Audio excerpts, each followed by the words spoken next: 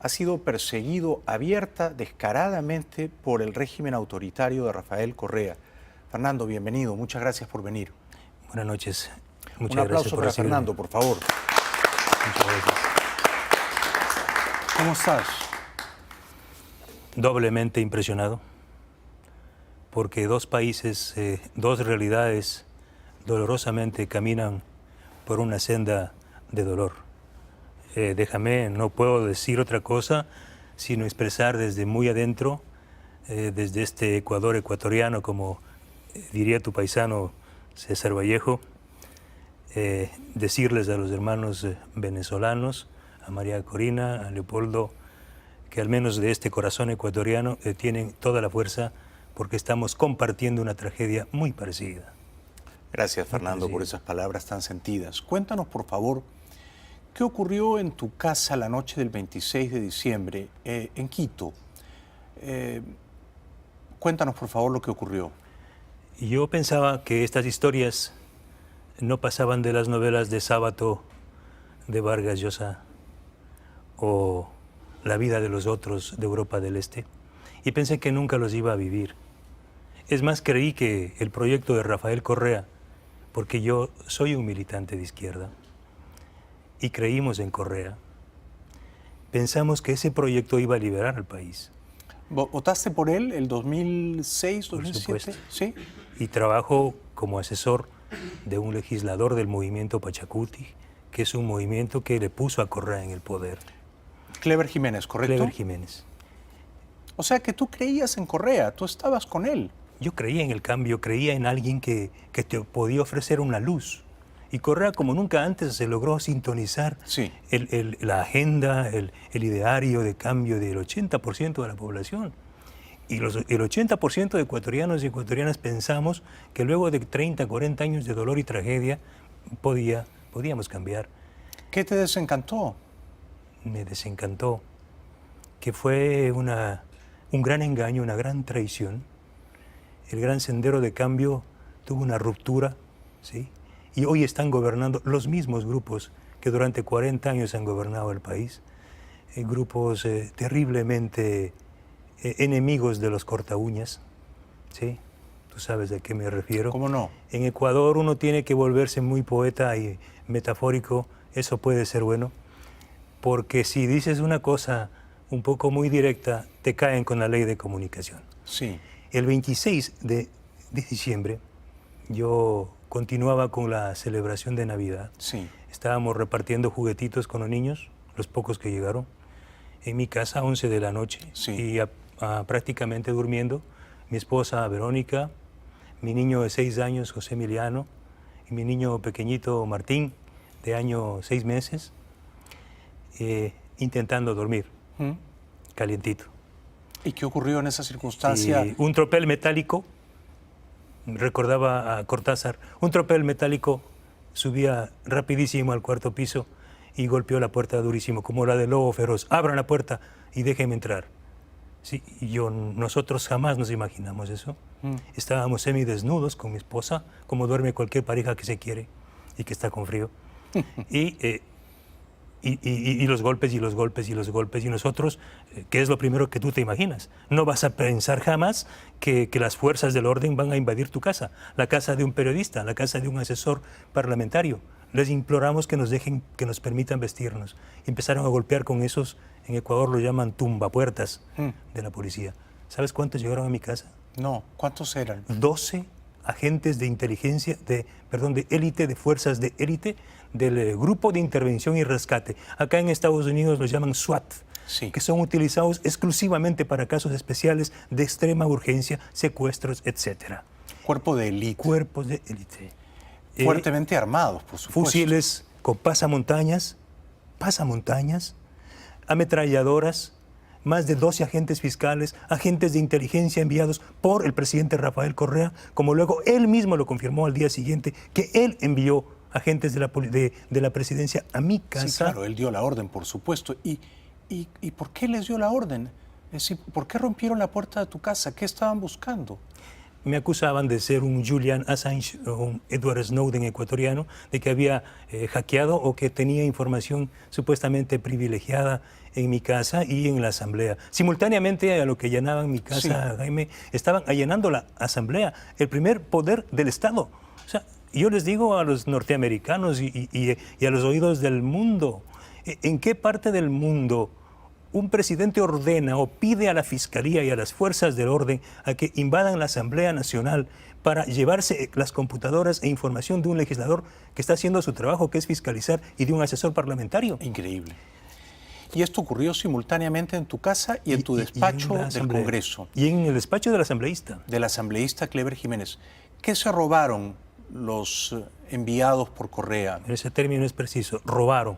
Claro. Porque no fueron, ellos podían ir en la mañana. Ellos sabían que yo tengo niños pequeños, porque todo el tiempo me estaban siguiendo. Pero lo que quisieron generar un acto de terror, de miedo en mi familia.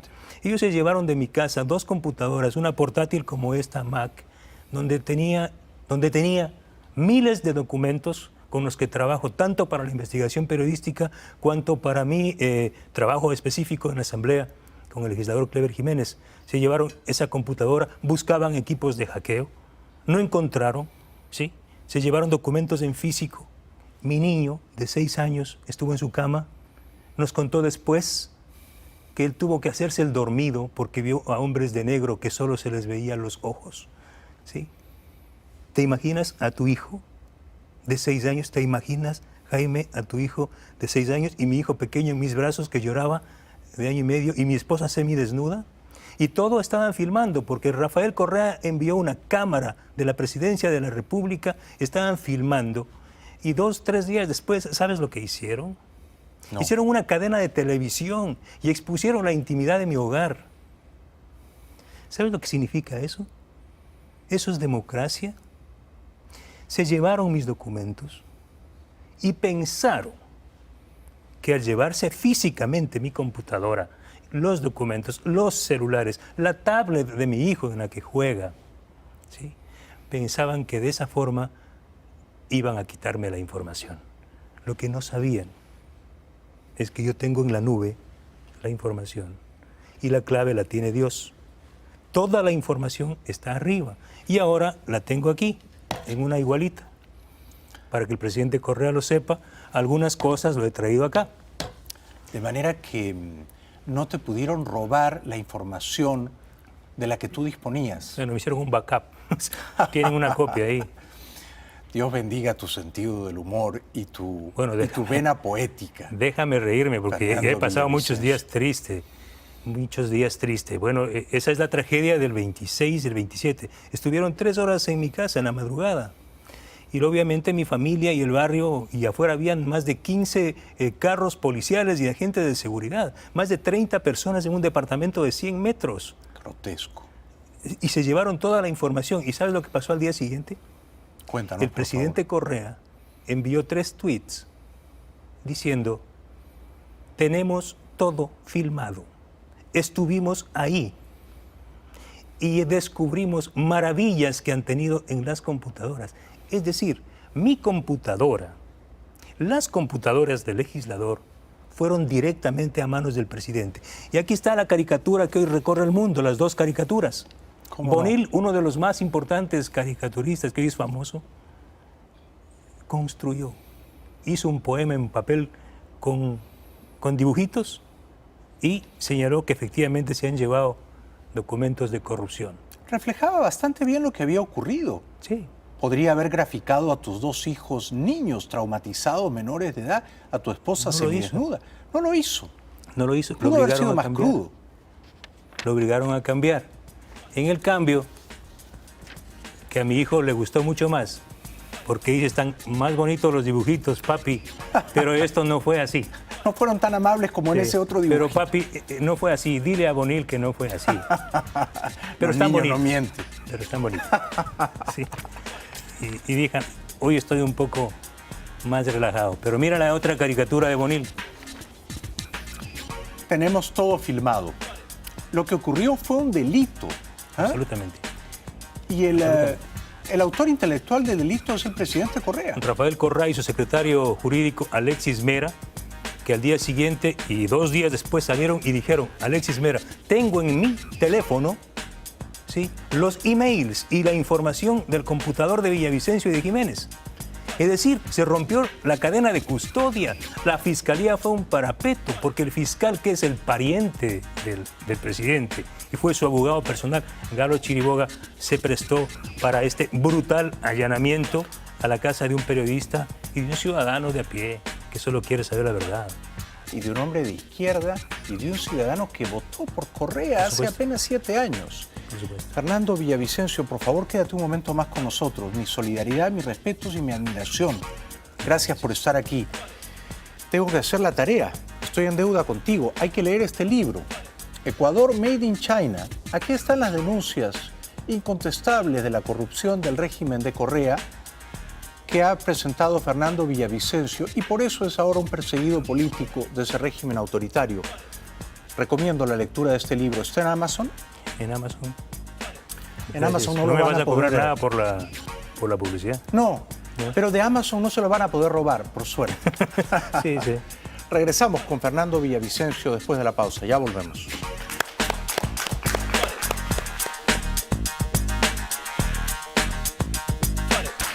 Muchas gracias, muchas gracias. Todos esos aplausos son para Fernando Villavicencio, un valiente, yo diría heroico periodista ecuatoriano que no se ha dejado intimidar por el régimen autoritario de Rafael Correa y que ahora es un perseguido político y al que ese régimen despótico, ilegal, abusivo, le exige unas disculpas públicas y un pago de una indemnización millonaria.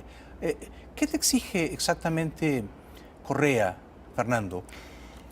Vine a Washington con Fundamedios, que es una organización que protege los derechos de los periodistas, Sí. el 12 de enero, a presentar esta denuncia de esta agresión violenta contra mi familia y contra mi propia persona. El brutal allanamiento en tu casa. A ti te duele más, y lo siento, a mí me duele.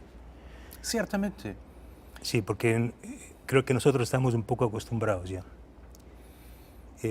Vine a Washington a presentar esa denuncia y el gobierno rápidamente, en forma increíble, mueve un viejo juicio por una supuesta injuria en contra del presidente Correa, y el 14 de enero instalan en la Corte Nacional de Justicia, controlada por el presidente Correa, y nos dictan sentencia al asambleísta, a un dirigente médico, Carlos Figueroa, y a quien habla, a pagar 1 año y medio de prisión, $200,000 de indemnización al presidente Correa. Recuerda tú que ya hubo un juicio anterior contra Emilio Palacio y Diario Universo, donde lo intentó tomarse 80 millones y luego 40 millones de dólares.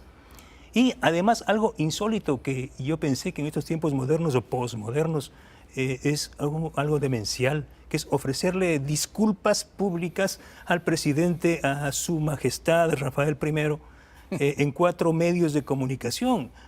Jaime, supongo mañana yo grabo contigo aquí la disculpa. Le digo: estimado presidente, a nombre mío y de mi familia, ofrézcole las disculpas. Y el presidente dice: esa no me gusta, repítalo. O como lo hicieron a Bonil, repítalo. Sí.